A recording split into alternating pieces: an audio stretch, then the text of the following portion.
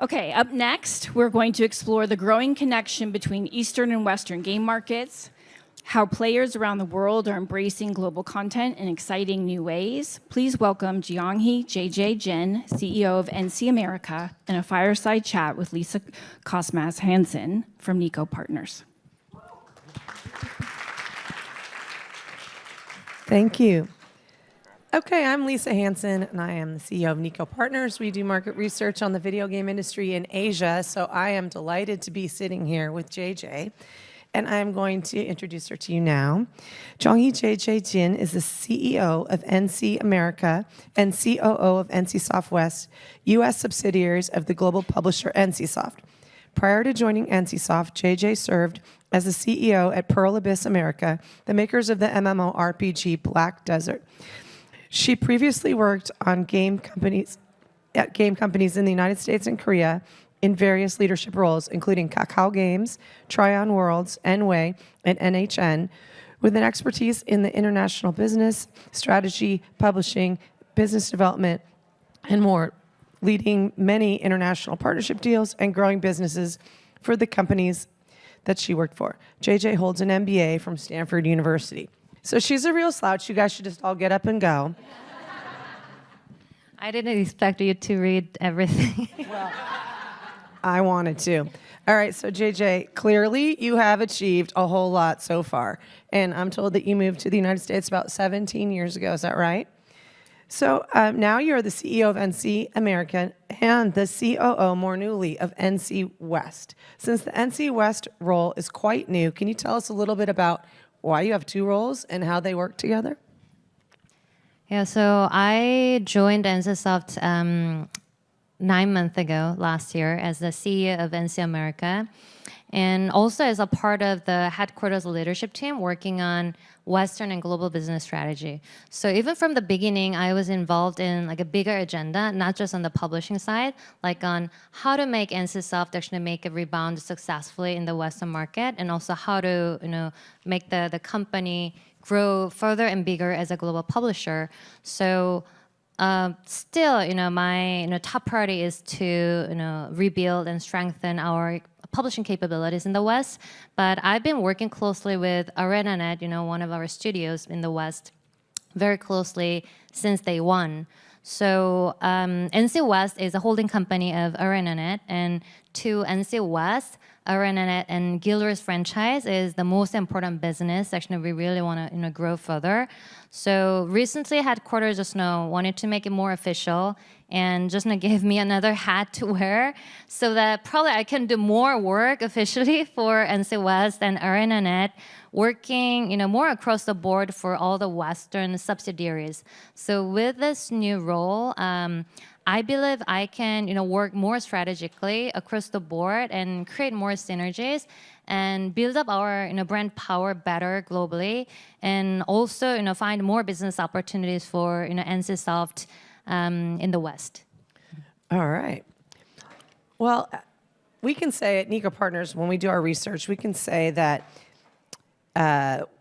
every day we're looking at the markets in Asia and the Middle East and conveying information about those markets to companies all over the world.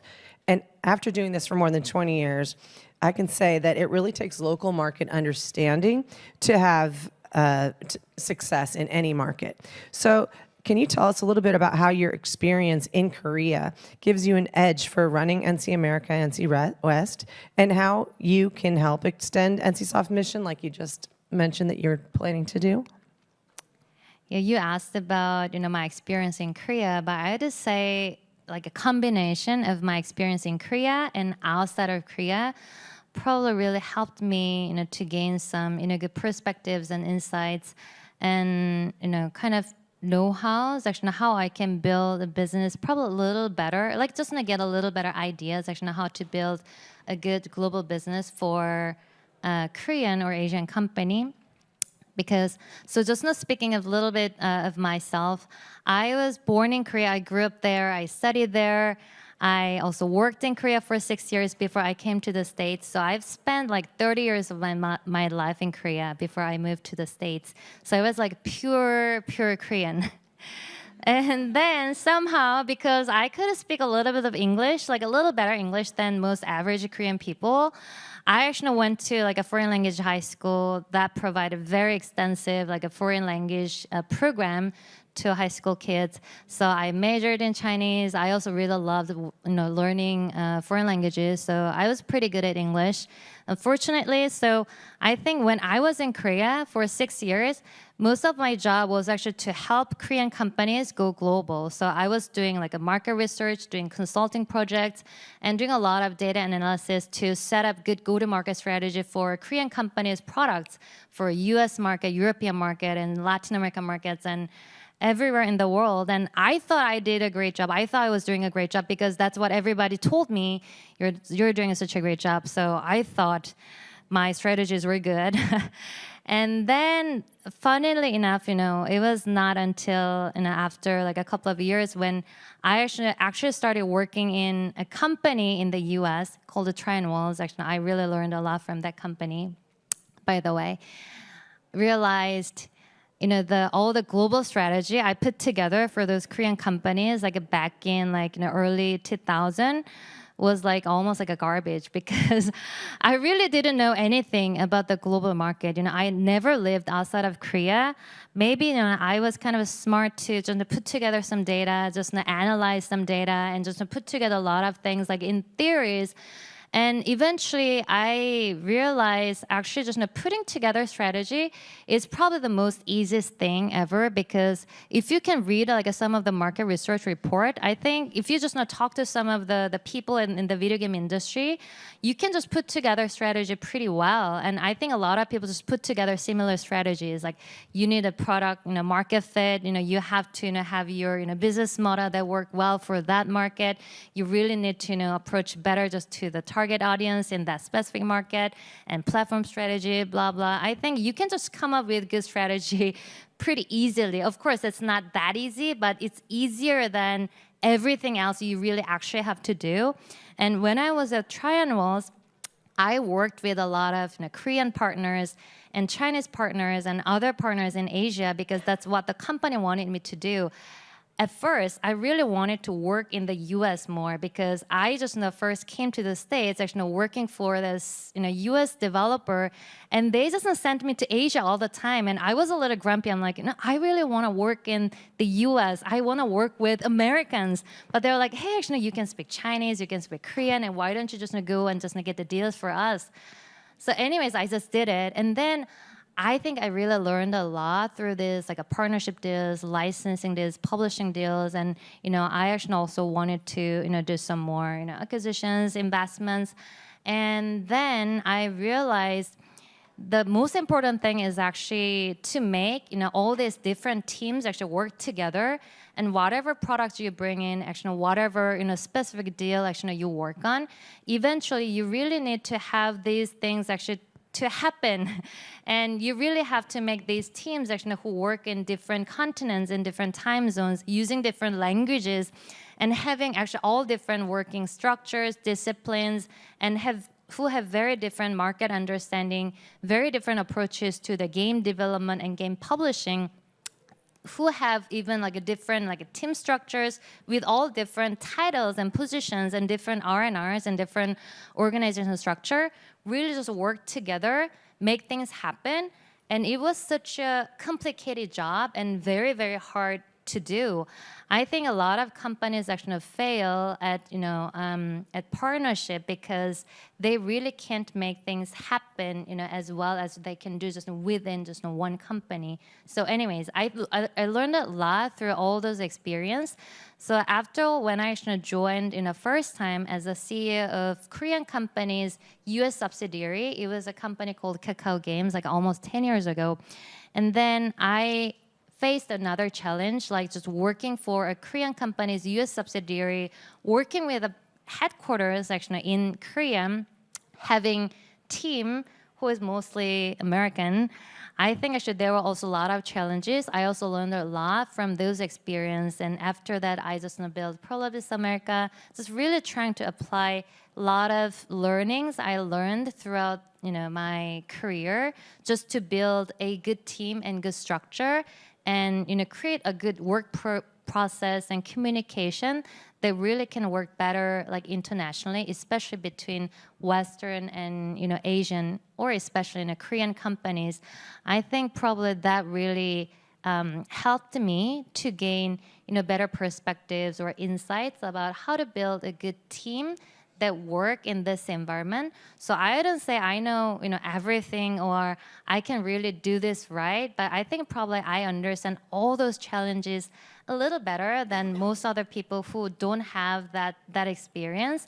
So I think probably this combination of my experience in Korea and experience in the US working with other Korean and Asian companies probably helped me to help NCSoft actually to also achieve the mission and goal in the global market. Wow. Okay. First of all, I love that.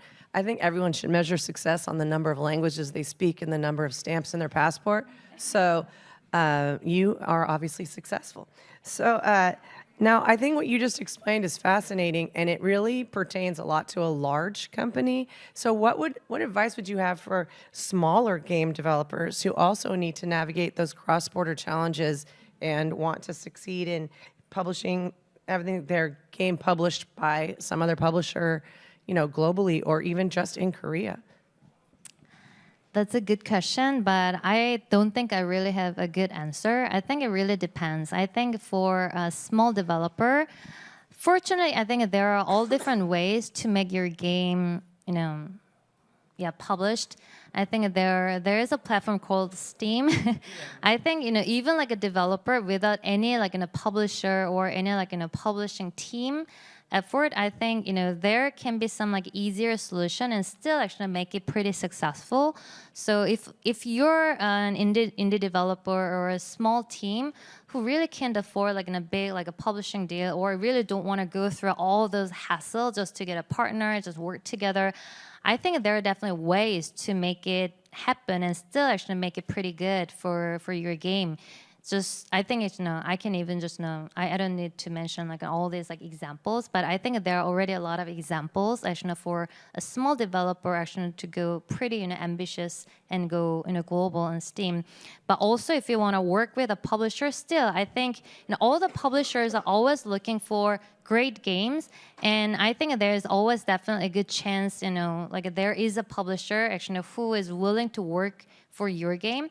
But when I was in that position, actually, who was actually working on to get a publisher for global publishing or Asian publishing, there were some rules actually I really wanted to stick to. I always wanted to find a publisher who has a champion for my product, because sometimes actually you just get to talk to all this like a business development people, like licensing teams who sound like so passionate about your game, and once actually we sign the deal, they just have your game just handled by just someone random actually you never met before.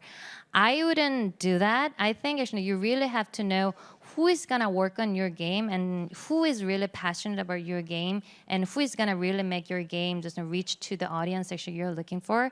So if you're looking for a publisher, I really I want to advise you to find a partner who really has a team who is actually really passionate about your game, who knows about that genre, who really just wants to have it, not just just a business team or licensing team who actually has to get some deals done. I'm not saying business development people are doing a bad job. I was there in that position, but you want to make sure who actually is gonna be also your publishing team, before you actually sign the deal. So that's Great. probably something I can. That's all very good advice. I want to jump. I saw in the Huva app. You guys should all be reading that app, by the way. It's very useful.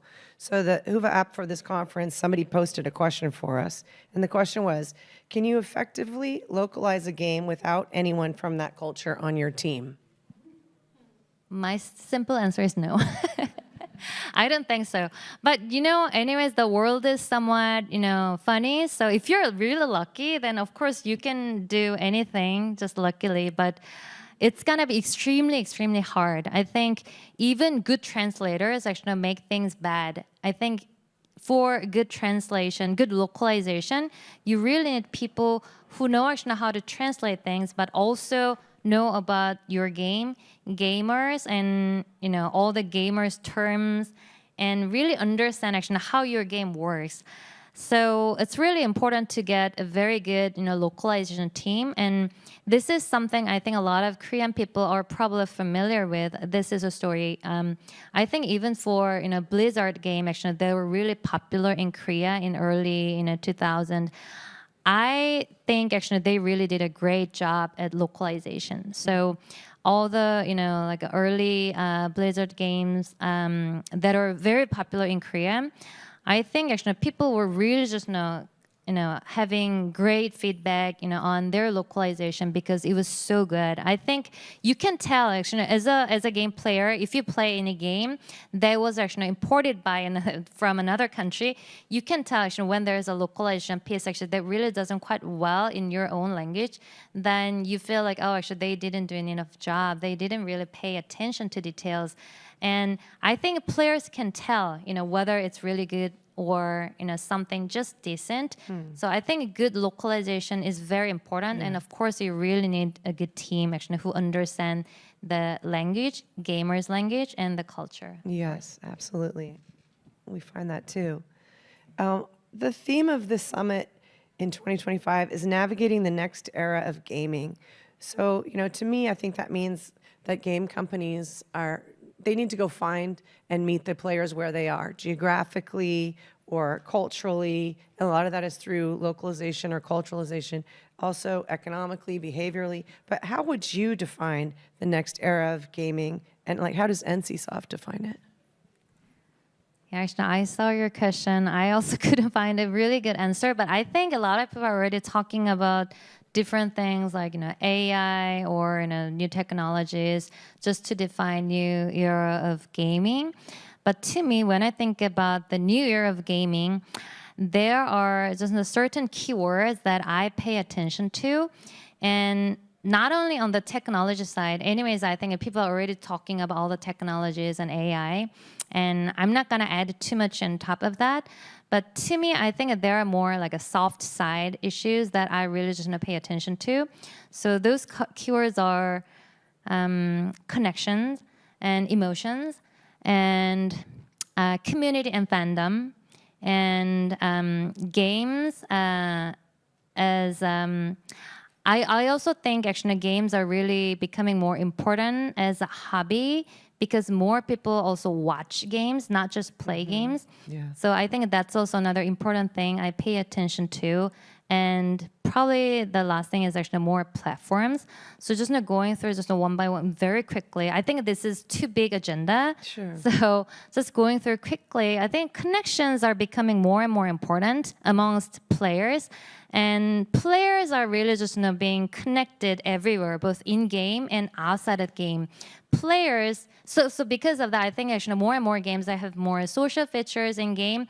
But I think sometimes they also have to look at outside of the game how actually your players are connected. Of course, there is this Discord, but there are also so many other platforms actually players are connected and talk about your game. I think because actually connections are important to players, they also think connections between publisher and developer and players community is important. I think you really have to take care of a good relationship and connection component between your team and the players community. And because of that, I just put emotions. Maybe actually, some people think, oh, actually, this might be a little too much. But I think player sentiment is also becoming more and more important. So if actually you make everything just except one thing perfect, still, if that one thing really annoys player base, then they're gonna be, blowing up. And I think actually, it can really ruin, a big portion of your business. So I always tell my team just to look very carefully at players' sentiment. It's really hard to tell, right? Because all players have different voices. But I think because these days, emotions are so important. Yeah. You really want to understand, how your players feel. Because I think there are so many good games out there who have great features and every, game mechanics and all the game modes are almost perfect. You are all competing, with this small range with your competitors. I think it's somehow more important thing to me is how do you really sort of handle, players, reactions, like their sentiment, actually, whether a little thing actually might really hurt their feeling or emotion, actually, whether you actually hurt your relationship with them. So these are, I think, is really important. And this also actually goes to my next keyword, community and fandom. To me, I think because there are more like a broader spectrum in games, like in terms of genre. I think genres are more diversifying. I think there are more things actually in the gaming business actually you have to take care of. So it's more important for you, of course, to understand like a specific segment actually you're really targeting and really just caring for that specific audience and make your fan community. I think it's becoming more and more important because now we all talk about influencers and like a marketing approaches. I honestly don't think like a previous like a general marketing approaches are not working as well as before or as effectively as before. Instead, I think there are so many more resources out there actually you can really leverage instead of like a traditional marketing approaches. But I think in the core, there is really kind of like a community and fandom actually you want to build around your game. So I think all these components are really important when I see the recent trend and how especially the young generation actually play their games. I think you really just want to have to, you want to understand how these work all together to make a great game business. And also probably the last thing, I think, sorry, Shana, I keep talking. I just keep thinking just of more things. But one more keyword is, I think, a live service game. I think because there are more and more live service game out there, and you really want to make, great live service game, but it's also really difficult to build a good live service game business. But I think all the keywords actually I talked about are actually really kind of coming down to, how to build a good live service game business. Because you really have to take care of your community day to day, month to month. You really have to check on their, there's a temperature, there's a sentiment, how they feel about their experience in game and outside a game. How should you really cater for that specific community you're serving, providing also good content actually they can watch, not just play in games. So I think all this really just comes down to this big question, like how actually we can build a good live service game business and how to build a good live service game team. So I think this is probably what I'm also trying to do at NC America. Yeah, I'm sure it is. I have some more questions to ask, but we will get out of time in about 5 minutes, so I want to make sure that we get any audience questions. Does anybody have a question here? If not, I have more. Don't worry, I'll fill the time. Okay, yes. I will speak loudly. What is an example of some kind of localization issue that maybe like your team didn't expect at all, but became an issue, and how did you solve it? Let's repeat the question. So she's asking what is an example of a localization issue that her team had not expected, but she had to overcome. So you mean localization is like a very specific localization issue, like a mistake? Yeah, like an example. I can't think of anything specific right now. But for localization, probably it's not, I just have to repeat quickly what I said. I think actually because localization is actually not really an easy job. I think there are a lot of things actually you really just don't do enough for localization, even actually when you have all the good translators. So I see a lot of things actually that really just don't work very well in other languages, especially when cultures are different. You really can't get things translated like apple to apple. So you really have to be careful just when you translate, especially in game terms. There are also a lot of like pronouns, like new terms actually that never exist, in the real world. So I think you really have to careful just to pick, good words actually that have like a very, similar nuance from the original game just to, other languages. So I think actually there definitely actually can be a lot of mistakes. I really can't think of anything right now. I'm gonna, let you know later if I can think of anything. She'll be thinking. Does anybody else from the audience have a question? Yes, over here. So a quick question regarding things besides localization. Have you guys, or do you have an opinion around transmedia